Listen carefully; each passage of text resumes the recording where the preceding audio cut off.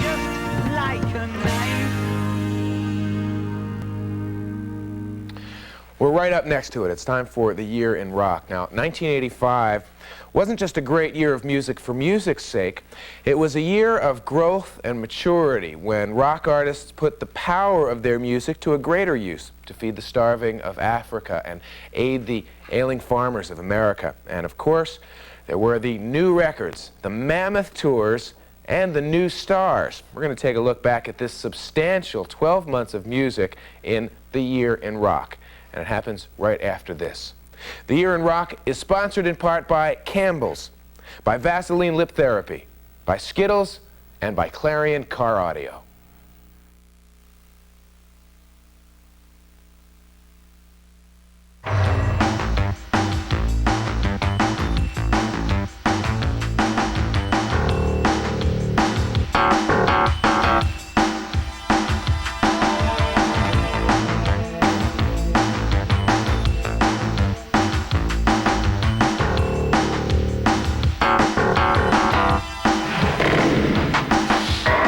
I'm Mark Goodman. And I'm Alan Hunter.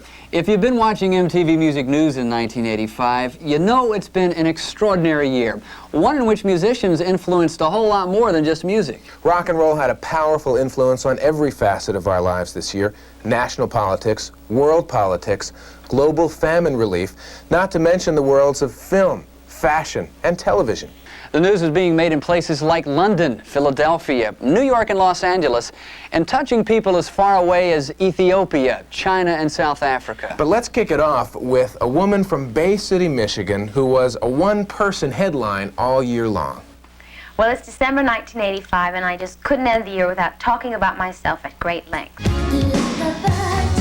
Madonna Louise Ciccone Penn moved just a little bit faster than the rest of us in 1985. She passed the 9 million mark in album sales and climaxed a sold-out Virgin tour at New York's Radio City Music Hall. When you start a show, you got to come on strong, or you're not going to hold them through the rest of the show. You got to have a great beginning and a great middle and the best ending so that they don't forget you when they leave.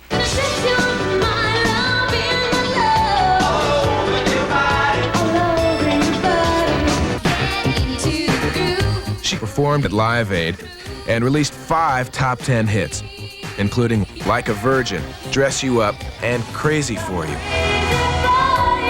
Madonna's past caught up with her in Penthouse and Playboy magazines and in the film A Certain Sacrifice. And her movie star career took off with Vision Quest and Desperately Seeking Susan. Gary, why didn't you tell me she read the personals? You could have settled this yesterday. She was turned down as a tenant by New York's exclusive San Remo apartment building, and she married Sean Penn in the most publicized private wedding of the year. Boy toy, or superwoman of the 80s, Madonna was one person young America desperately wanted to be.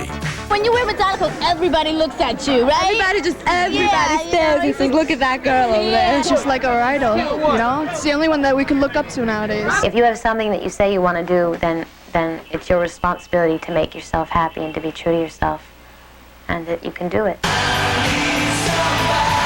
Bryan Adams made his mark live in 1985, on the road for 10 months, and one of the year's most consistently successful tours. Phil Collins released a solo album, produced Eric Clapton, recorded with Marilyn Martin, and won a Grammy for Against All Odds. He also fit in a fabulous world tour with his Hot Tub Club. Nowadays, I mean, I just do everything I'm asked to do if I can physically do it, because I'm just pleased to be asked. Tina Turner burned up the road with a 6-month tour that went to 89 North American cities, and a rejuvenated Dire Straits earned money for something in 20 different countries. Don't come around here no more. As for Tom Petty, he packed up the Plantation and brought it with him on the Southern Accents tour. I think it's the most relaxed I've felt about a tour in a long time. Of course, I haven't done a tour in a long time, you know. While Petty hadn't been on the road for a long time, Wham had never been out at all. So this year, George and Andrew sandwiched their first 2 American tours around a trek to a far more exotic locale, China. It was a privilege and it was fascinating, but it was quite arduous as well. 2 weeks of real kind of, you know, protocol, and we're not very good at that. So But Andrew's quite good at it, actually. Andrew's very polite to people who don't understand a word he's saying. U2 emerged this year as a world-class live act with their first big arena tour. At a U2 concert, people know we're there because we want to be there. Not because, you know, our agents or our managers have forced us there. Because we want to be there, and that's a good feeling. And we know the audience are there because they want to be there. What has brought us both there is the music. After Prince earned $30 million in 32 cities and raised a few eyebrows in the process, he retired from touring and tried to make us believe he's just a normal guy. I don't really consider myself a superstar. I live in a small town and I always will. Well, I was born in a small town. As the year ended, another son of the great Midwest went out to take on the world. My career is like, it turned out that in the beginning I was doing it for all the wrong reasons.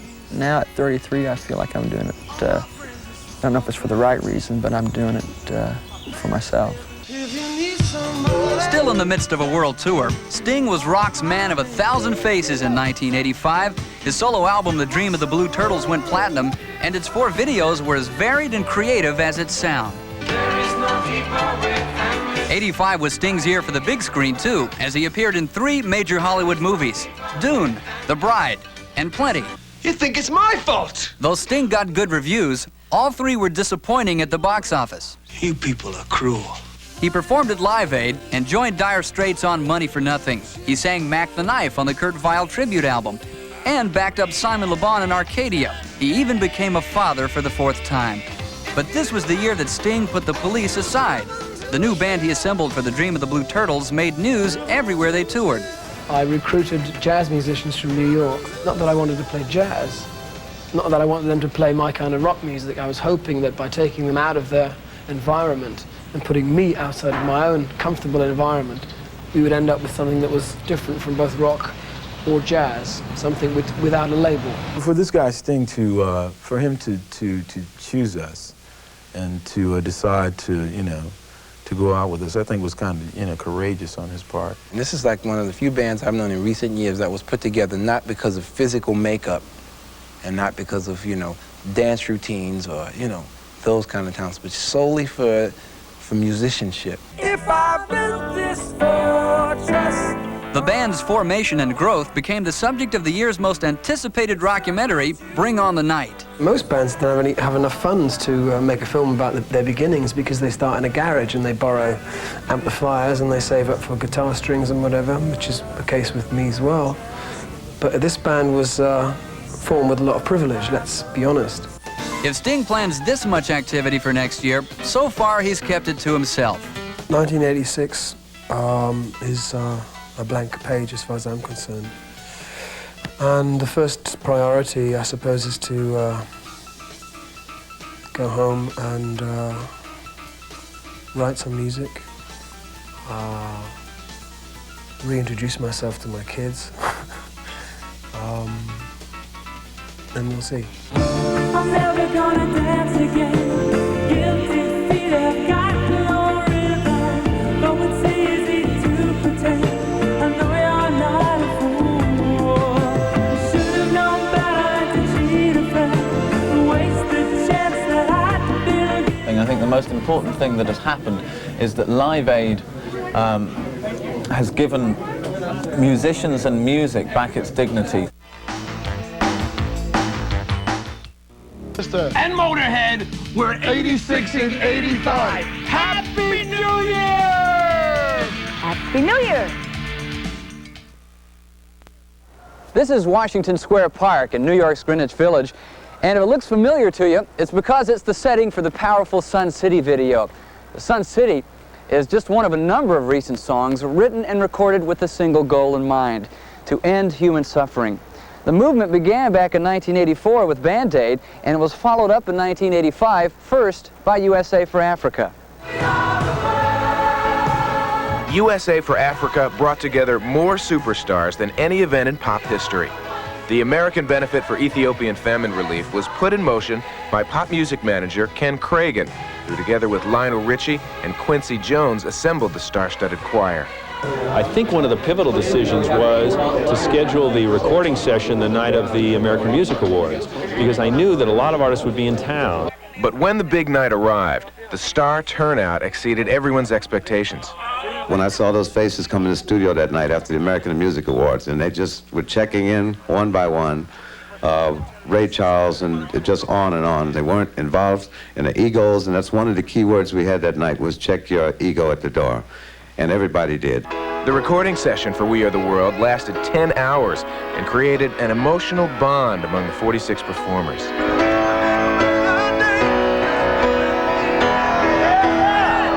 Somewhere around 5 o'clock in the morning, we ceased being individuals. We were a family so strong, so committed to something that it was frightening. They didn't care about their egos. They didn't care really about how they were dressed. They were basically there that evening to save lives. USA for Africa has gone on to sell a total of 6 million records and inspire spin-off benefits around the world. But without the work of one man, none of it would have been possible. It's been a very good year in that I've done something I'll remember all my life, and it's made it worth my while to be alive when so many are dying. Like a missionary on a year-long pilgrimage, Bob Geldof circled the globe. He alerted the world to the enormity of the African famine, which he learned about firsthand. Bob Geldof has arrived in Ethiopia to see how the millions of pounds he's helped to raise for the famine victims could be used. You actually see them dying as well in huge quantities. You sort of wonder, how is it possible that something like that goes on, and why do we let it? Geldof's vision gave USA for Africa a boost, and his persistence and devotion made Live Aid a reality. How did you get involved with Live Aid then? Through Bob Geldof. Bob Geldof called me. Geldof rang me up. Bob Geldof called me up and asked if I wanted to do it. So, of course, I said, yeah, I'd do it. Live Aid had the whole world watching, and it lived up to the promise of a utopian global village. I think people tend to forget that what I actually did was play in a band. And when I was out there just now, it was suddenly, one, people were made aware of, and two, I suddenly became aware of it myself, because in my mind I've just been focusing on getting there to this day, working it all out and making sure it worked. And then suddenly I forgot it all for those minutes I was on stage, and it all seemed very real to me, and it suddenly struck me, you know, just how exciting it must seem to other people, and it suddenly struck me, and I just said, I just realised today is the best day in my life. Following Live Aid, Bob was honored in the U.S. Congress, at the MTV Video Awards, on the floor of the UN, and in the papers for a Nobel Peace Prize nomination. After a year of charitable work, St. Bob says he just wants to go back to being a pop star. But can he, when he knows what it's going to take to feed the world? Geldof used to say, said it for years, music can't change the world. You know, music really can't change anything. But look, it's changed him so much, and through him it's changed the world already. It's changed, it's made a world of difference to a lot of people's lives.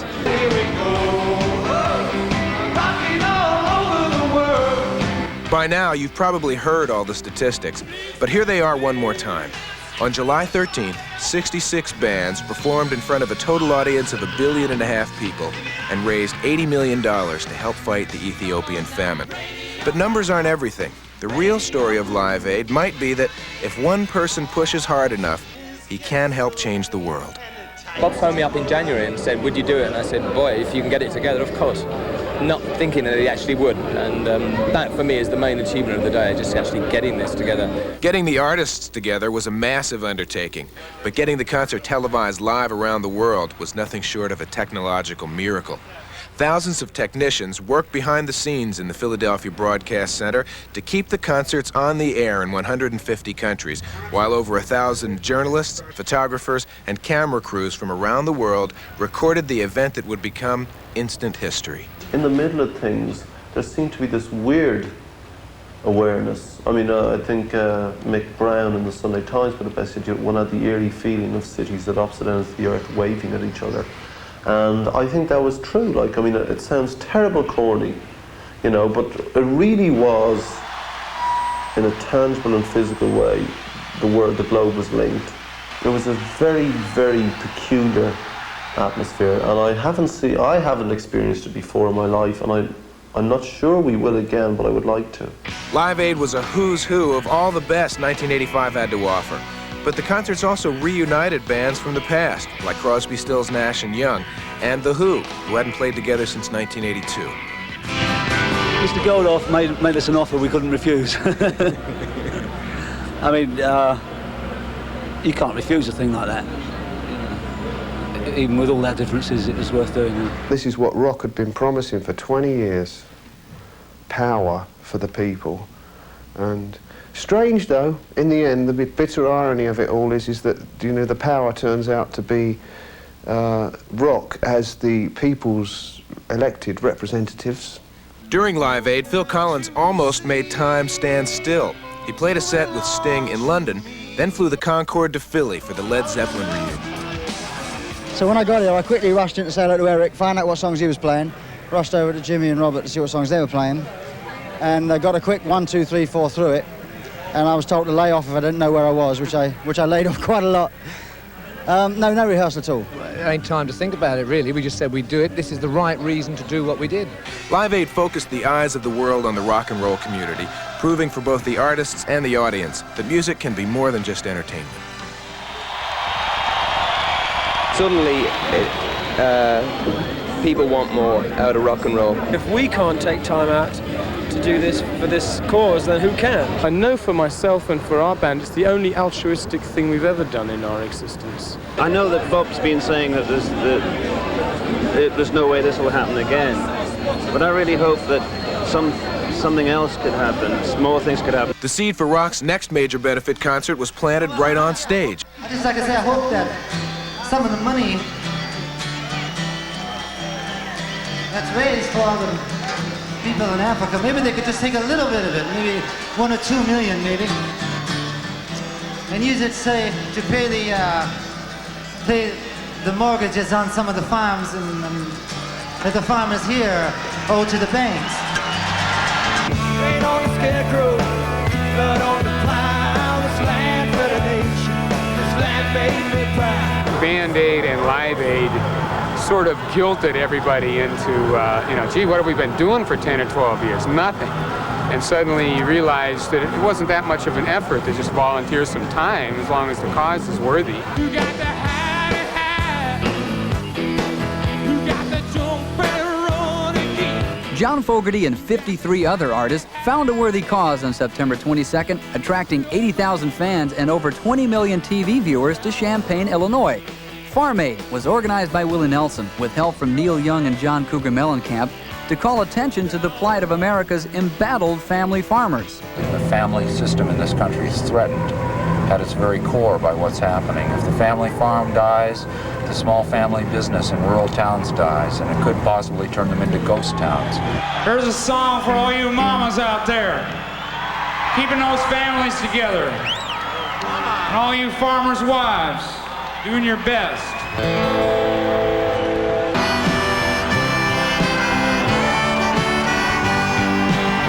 Unlike Live Aid, Farm Aid focused on issues close to home, and with rock and country stars getting together on a grand scale, the concert was a spirited celebration of American music. This is me. Take a walk in the wild side. It's really neat to see all those different kinds of talent together and all that different kind of audience together. You know, see them rubbing elbows out there, maybe for the first time. I was standing by Willie on the stage, and Merle Haggard walked off, and Bon Jovi walked on, and they loved Merle and they loved Bon Jovi. So, you know, to me that was great. Farm Aid contained its share of superstar duets. Bob Dylan was backed by Tom Petty and the Heartbreakers. Neil Young got back to the country with Waylon Jennings. And Daryl Hall left the Big Bam Boom behind to play with Billy Joel and Bonnie Raitt. Every time you go away,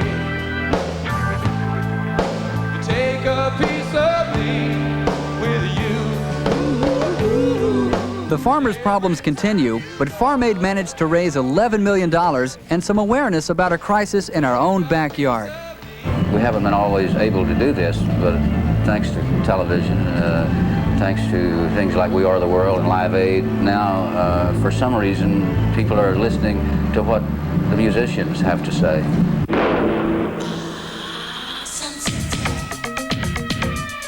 The power of music blew the cover off apartheid in South Africa this year. Sun City took music one step beyond charity into politics and protest, as Steve Van Zandt brought together 53 artists to speak out against racism.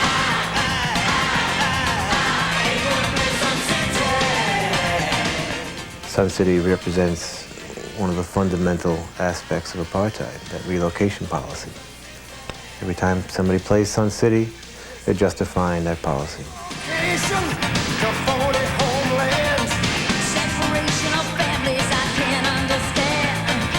Calling for a world of racial harmony, Van Zandt created a world of musical harmony.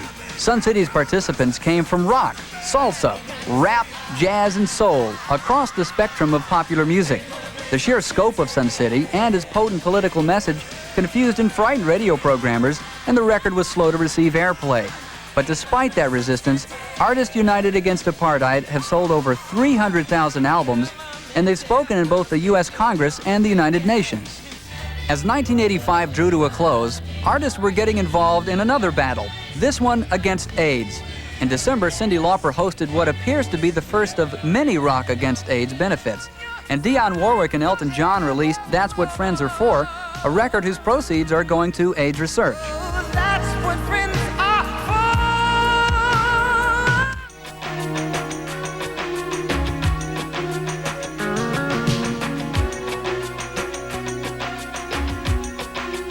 The one thing that kind of sticks in my mind as bad is this whole thing about, you know, putting stickers on records, which I think is just ridiculous. They might as well sticker every book.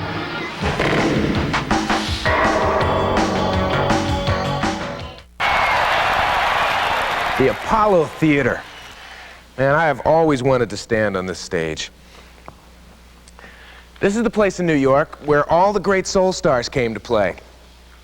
People like Sam Cooke and Otis Redding, Smokey Robinson and Diana Ross, James Brown and Michael Jackson played right here on this stage. And on May the 4th of this year, the Apollo reopened its doors for another historic concert. The Apollo turned 50 this May with a gala concert that featured some dream performances. George Michael sang with Smokey Robinson, and Boy George joined Stevie Wonder on stage. Stars from the theater's historic past, like Al Green, Martha Reeves, and Patti LaBelle, came back, and rock and rollers like Nile Rodgers and Rod Stewart came to pay homage.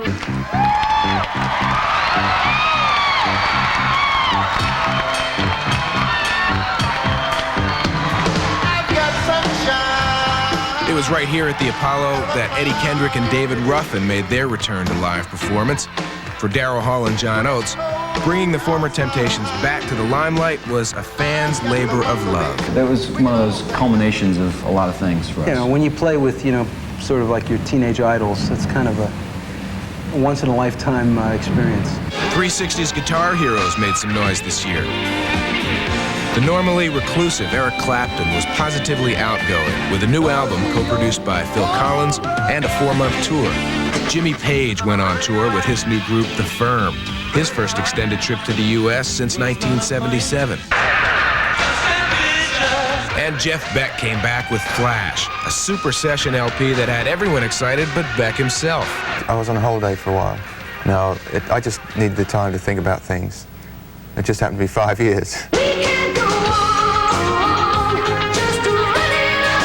Hart pulled through 5 lean years and emerged on top with a post-Prince makeover and a Holly Night ballad. In a year when so many looked back to the 60s for inspiration, the Starship rebuilt their city in a more timeless but timely image. We're all happy and proud to have been a part of Jefferson Starship, and basically it's still the same band. But we thought the Jefferson sort of had like a late 60s, 70s kind of connotation to it, and we thought the shorter, streamlined name Starship would just be much better for us right now at this point in time. ABC hadn't been away for long, but they came back strong with Be Near Me. When we've nothing to say, we disappear for a while, you know, and we go away and we make a record that we're proud of, you know. So now we're back. Put me in, Coach. I'm ready to play. most eagerly awaited return of the year had to be John Fogerty's.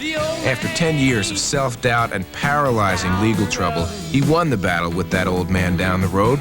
Fogerty came back with a #1 album and a stunning performance at Farm Aid, right on time for this year's American Roots Revival.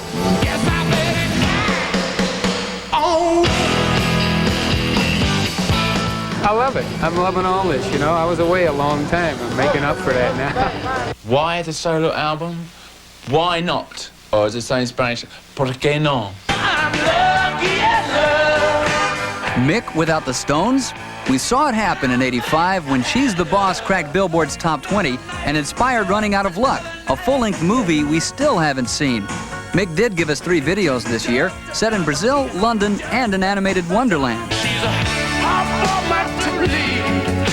Don Henley and Glenn Frey have been making solo albums since the Eagles went down in '82, and they made it back to the top in '85 when Glenn emerged as the voice of Miami Vice with 2 hits from network television's hottest series. It's the nature of the business, it's the smuggler's blues. We walked out of Fort Knox in 1980 when we could have probably gone on and milked a dead cow for a long time, and I think it took a lot of courage and about 4 years for us to start our solo careers. Meanwhile, Henley's Boys of Summer sparked a platinum album and a brilliant video that ran away with 4 MTV Video Music Awards. Live on Dave TV! David Lee Roth unleashed Crazy from the Heat, his first solo EP, and camped his way from the California beach to video vaudeville.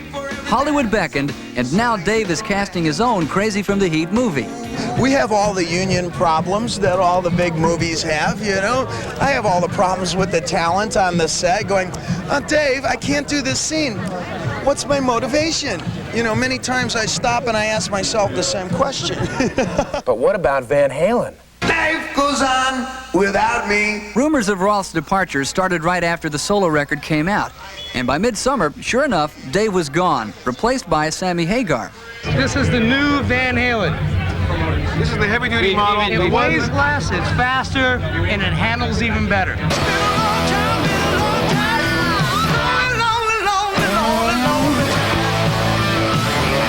Eddie and Sammy first played live together at Farm Aid. The new Van Halen finished the year in the recording studio, laying down tracks with Foreigner's Mick Jones and planning a tour for '86. Other major breakups occurred when the Go-Go's split, hot on the heels of Jane Wiedlin's solo album. And the once innovative Tubes called it quits after 15 years together.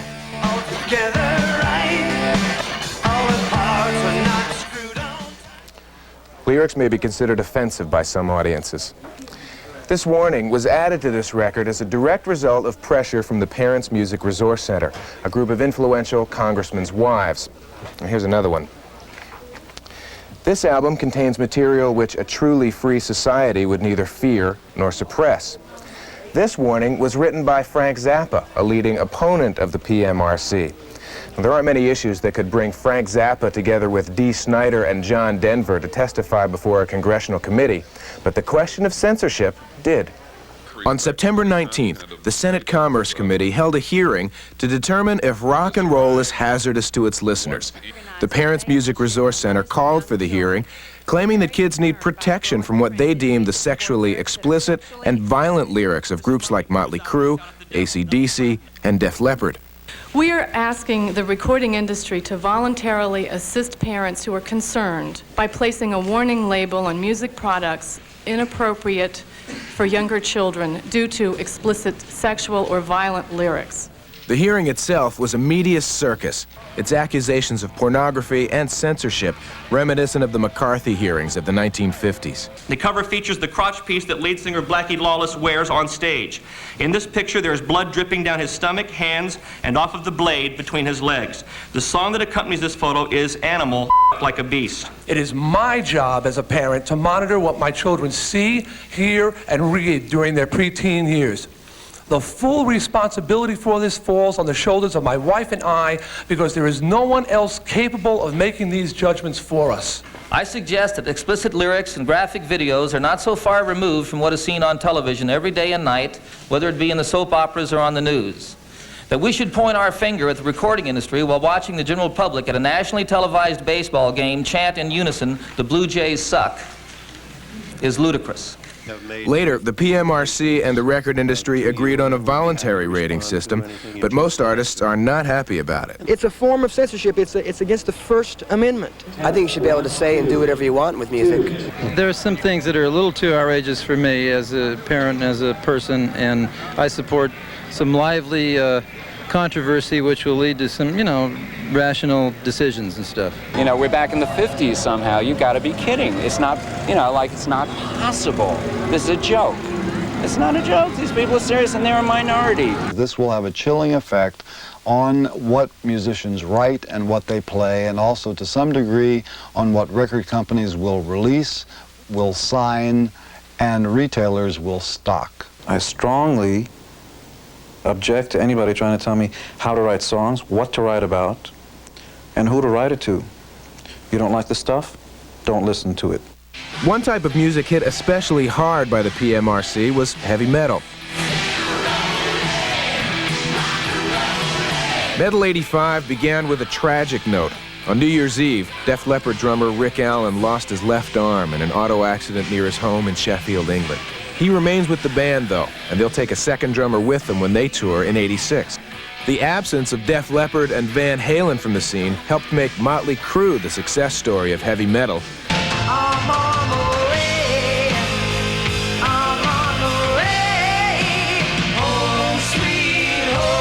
Their Theater of Pain album went platinum on the strength of Smokin' in the Boys' Room and a 91-day tour. But lead singer Vince Neil will have to pay over $2 million damages for driving the car that killed Hanoi Rocks drummer Razzle and injured 2 others.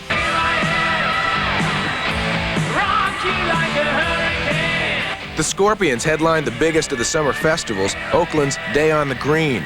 The band from Germany shared the bill with Rat, Y&T, Yngwie Malmsteen, and Metallica.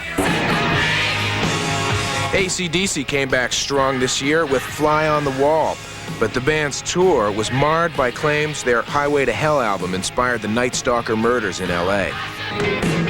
Heavy metal fared well on the pop charts this year. Rat and Twisted Sister went platinum, and the Scorpions and Iron Maiden successfully revived that vestige of the 70s, the Double Live album.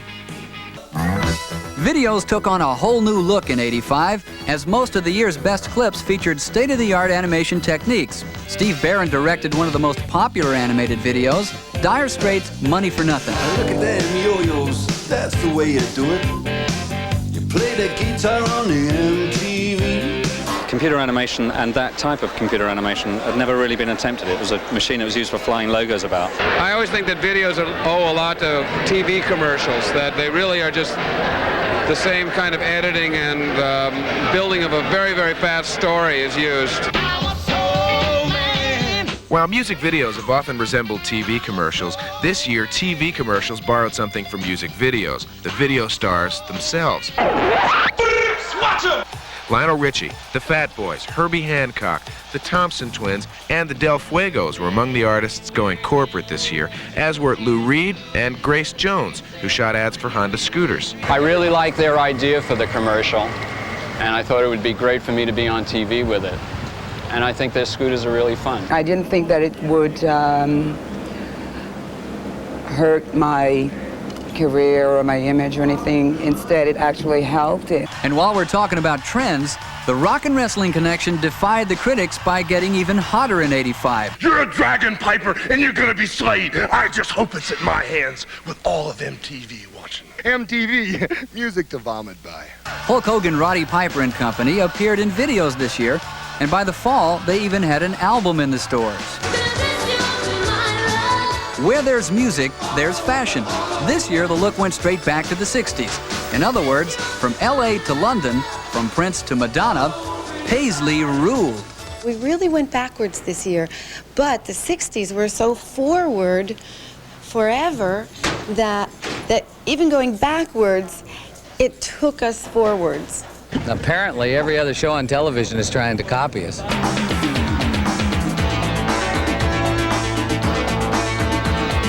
It was the clothes, the colors, the drugs, the style, but most of all, it was the stars. Don Johnson and Philip Michael Thomas rivaled many rock stars this year.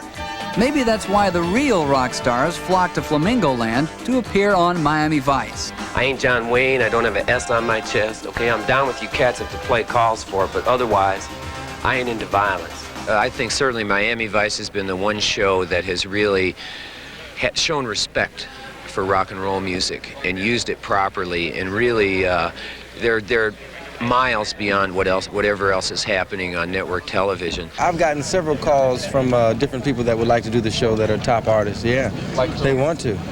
Shall I mention names? Stars who acted on the show include the Power Station, Gene Simmons, Miles Davis, and Phil Collins. With its hip choice of music and Jan Hammer's theme, Miami Vice is the first TV soundtrack to top the charts in over 25 years. It's also launched singing careers for detectives Crockett and Tubbs. Thomas has already released his album, Living the Book of My Life, and Johnson has one on the way. This seems to be the year of a lot of people getting together. That's right, Billy. Like your favorite superheroes, big-name artists join forces to battle their way to the top of the charts.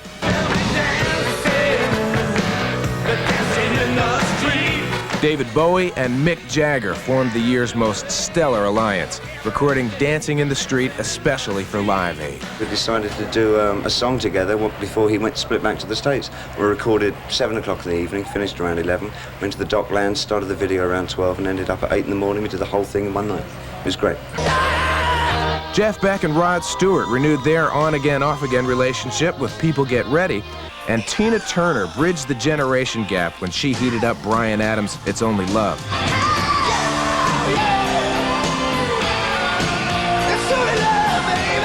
Elton John made it big with a recording and performing partner this year, Wham's George Michael.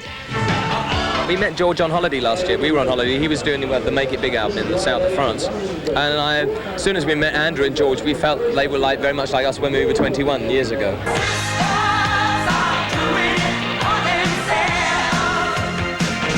British pop met Detroit soul and gave birth to a modern woman's anthem in a year when women went far in music. Aretha also brought in Clarence Clements to play sax on Freeway of Love.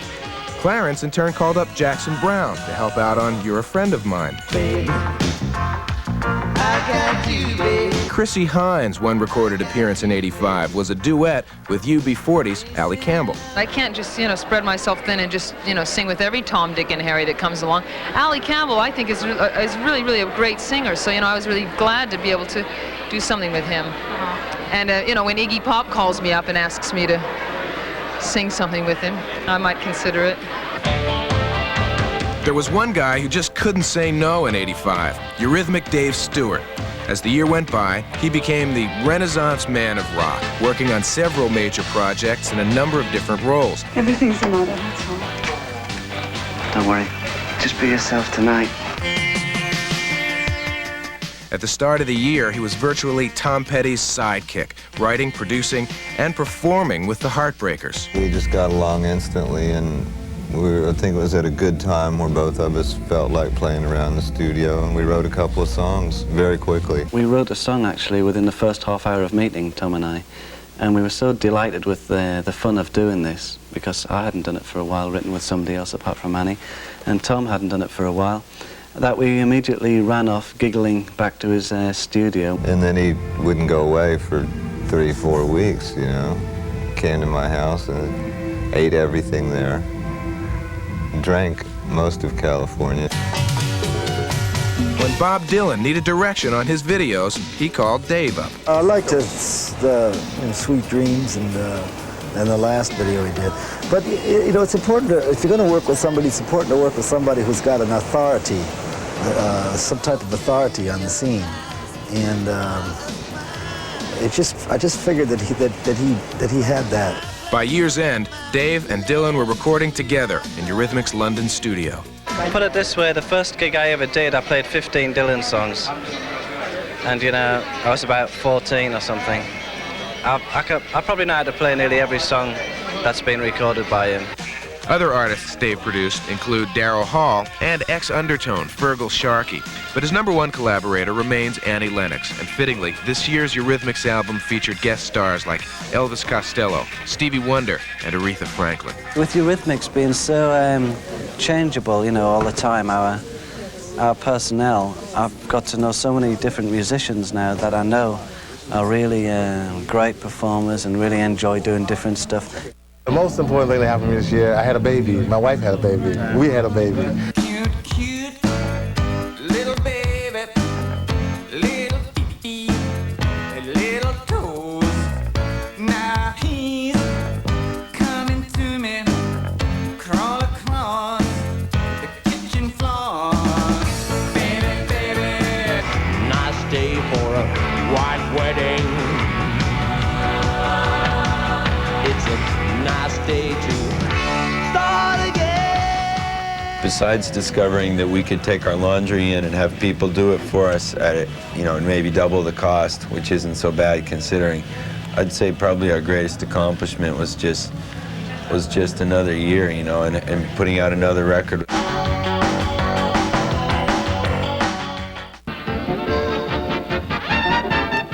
I'm telling you, Mark, these videos that are spun off from movies owe their popularity to the films themselves. There's no question, Alan, that it's the films that are benefiting by being associated with the videos. No, I disagree. There's no way a bad movie can be helped by a good video. But there's no way that a good video can be helped by a bad movie. Mark, that doesn't make any sense. Hey, I was a film major, bub. Right. Let's watch the movie. Once again, Hollywood took much of its inspiration from rock and roll and vice versa. The soundtracks for box office hits Beverly Hills Cop, Back to the Future, The Breakfast Club, and St. Elmo's Fire all yielded top 5 songs. The latter two films showcased another Hollywood pop phenomenon, the so-called Brat Pack, including Judd Nelson, Emilio Estevez, Ali Sheedy, and Rob Lowe. Together, they brought ensemble filmmaking to a more mature young audience and proved that actors like to work together almost the same way bands do. I think it's a fortunate circumstance to get to work with the same actor more than once because you don't have to play the do you know me games. Judd is like old sneakers for me. I mean, he's really comfortable. I know everyone wants to hear the dirt, but we really did get along. Mad Max Beyond Thunderdome boasted something a lot bigger than any soundtrack, the acting debut of Tina Turner.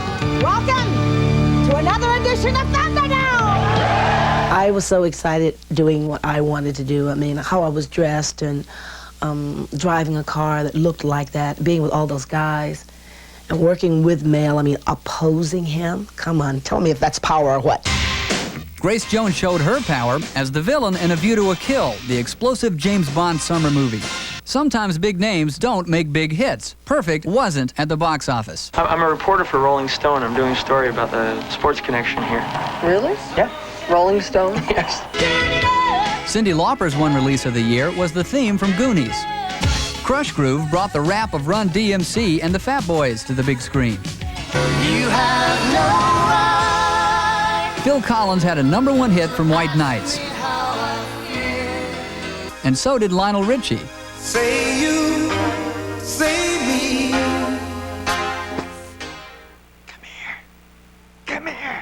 Pee Wee Herman became a household name this year thanks to his first feature film, Pee Wee's Big Adventure. But he's not the only comedian with Hollywood on his mind. It's called Emo's Big Adventure. And what it is, I go to all the movie theaters all across the country and steal copies of Pee Wee Herman's new film. '85 was a big year for comedy albums, including the vinyl debut of one of the hottest young comedians around. I learned how to play the harmonica, but the only way I can play it is to drive 100 miles an hour, put the harmonica in my hand, stick my hand out the window. I put a new engine in my car, but didn't take the other one out. Now I can go 500 miles an hour. The harmonica sounds amazing. Another young comedian with a record on the way is Howie Mandel. This for $4. Does anybody else have one of these? How much was yours? $2. I lied, $1. I started incorporating the audience into my act when they started attending. When there was nobody there, I didn't use them as much. Comedy's resurgence also benefited established artists like Cheech and Chong and Billy Crystal. And Eddie Murphy stayed one step ahead of the pack this year by recording his first straight music album.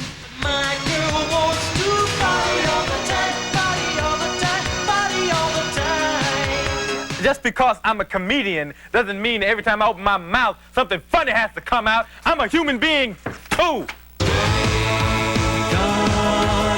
Some made it big with their first album. Others finally emerged after years of playing and touring. Either way, 1985 was a banner year for new bands. Amy Mann's voice carried Till Tuesday from the Boston bar scene to an MTV Video Award. The Anglo-American Katrina and the Waves put the sunshine back into the summer. And the Hooters woke up Philadelphia's sleeping music scene with their major label debut, Nervous Night. A lot of people ask about the name, but it really was based on this instrument which we use. It sounds like this, you know. Yeah, I've heard that at baseball games. Yeah, you've heard that one.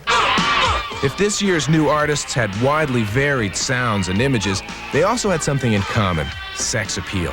Paul Young did it with soul, Sade with sophistication, and Aha with a rotoscope. One new star had a big name before he even recorded. I think I'm being taken seriously. It's just the comparisons that are being made, you know, which I don't mind at all. I'm very proud of, you know, my voice being similar or whatever. And some new artists weren't even new. After releasing 8 albums, Simple Minds finally hit with Don't You and Alive and Kickin'. Wham! Scored no less than 3 #1 songs from their second album, Make It Big. And Tears for Fears found salvation through Primal Therapy on their second album and first U.S. tour. Ultimate goals like to change the world, and then the realistic goals To make a few good records. to make a few good records. 2 of the other new bands were really just Duran Duran. It was a splintered year for Duran Duran as they released 2 albums under 2 different names. John and Andy Taylor made the first move, forming The Power Station with Robert Palmer and former Chic drummer Tony Thompson. Not to be outdone, Simon Le Bon and Nick Rhodes recruited Roger Taylor and recorded as Arcadia. What brought about the solo projects in the first place with the band? I think they started it. It wasn't us at all. I think that after sort of 5 years of living together out of each other's pockets 24 hours a day, you really need to take some sort of break from each other. So instead of sort of going 5 separate ways, we just sort of split in half. The Power Station's approach mixed funk with heavy metal, and their album, released in March, went platinum. But on the eve of the band's U.S. tour, Robert Palmer backed out, and pinch hitter Michael DeBar became the luckiest man in rock and roll. I got this call out of the blue from Wayne, who is the Power Station's representative, saying, "What are you doing this summer?" And I said, well, you know, I'll be working on my album and doing it. And he said, well, there's a group that needs a singer. And I said, well, what group is that? And he said, can't tell you. Yeah, right. So I said, well, call me when you can tell me. So he called me a couple of days later and he said, it's the Power Station. So I dropped the phone, picked it up and said, yes, I'm available. If Michael didn't work out, it was off. The tour was off, you know. So it was one of those kind of things where it's got to work. I remember it was like when I first got contact lenses. I said, I've got to wear them. However painful they are, it's got to work. Yeah. And thank God it did, and we're having a great laugh doing it. Arcadia's approach was a little more artistic. They recorded and remixed all year long in Paris and New York, burning up nearly $1 million to fashion, so read The Rose, as Simon indulged himself in a new role, playing guitar. I mean, obviously I'm not a professional guitarist, but I had to put some of me down playing guitar on this album. It's the only chance I'd ever get. Andy Taylor would never let me go anywhere near a guitar before. When he wasn't experimenting musically, Simon was bragging about his sailing ability. Us English are faster and quicker than any of you guys. But he almost drowned when his boat capsized in a race off the coast of England. The Durans did get together once or twice in '85. First, they recorded A View to a Kill, their James Bond fantasy, which went to #1. Then they performed a barely rehearsed set at Live Aid. They were also set to headline Super Concert 1 in Anaheim, but it was canceled when the promoters check bounced. Through it all, Duran Duran proved they're a band to be reckoned with, if not amused by. I love this guy. I wish he was my daddy. I'm not old enough. Every day, every day, every day, every day I write the book. Every day, every day, every day I write the book. Every day, every day. 1985. 1985 is just sort of a year when we're really starting to get the kickstand up, you know. We're just starting to move. I think we're going to hit fourth gear in 1986. 1, 2, 3, 4! Nothing less than a hero, Bruce Springsteen was one artist who stood above all the others in 1985. And no matter how big Bruce got, he could still relate to his fans, and they could still believe in him. He makes great music. He makes New Jersey proud. New Jersey takes a lot of slack, but we got Bruce Springsteen, and nobody else does. I've never really seen or been a part of anything quite that positive. Bruce's fans are really over the top, as they say. Bruce played the biggest tour of the past year and a half, performing in huge stadiums as though they were intimate clubs and grossing nearly $90 million in the process. The tour went to 17 countries, and while American policies were taking a beating abroad, Springsteen presented an alternative vision of America. When you're in Europe and you see the American flag flying, man, it's a wonderful thing. And when you see people stand up, born in the USA, you know, and you're in a foreign country, you say, wow, man, I'm in somewhere else. And these people are talking about, it does bring about a sense of nationalism that is really, really wonderful. Of course, for some fans, he was just sexy. What do I like about him? I love his bum. His bum! They all like his bum, folks. Do you love me? Back home, Born in the USA passed the 10 million mark in sales, the fourth largest selling album in history. It rode the top 10 all year long, spinning off 7 hit singles and 5 videos. This is your hometown. But Bruce's influence went deeper than the charts. He made politics a high priority in '85, singing on Sun City and We Are the World, donating over $1 million to unions and food banks, and supporting workers and Vietnam veterans. I don't feel paralyzed anymore because of Bruce Springsteen, and I really mean that. All this, and he got married, too, on May 25th in a secret ceremony to actress-model Julianne Phillips. They honeymooned on tour. Certainly, 1985 will be remembered as the year Bruce Springsteen was finally elevated to legend status. But it was also one in which he repaid the faith of his millions of fans with his spirit, his generosity, and his great rock and roll. This has been the greatest year of my life. And I want to thank you for making me feel like the luckiest man in the world.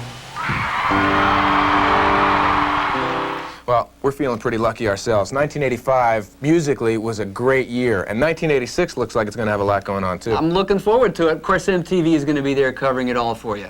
On behalf of all of us here at MTV, we'd like to wish you a very happy and healthy new year. I'm Mark Goodman. And I'm Alan Hunter. Thanks for watching.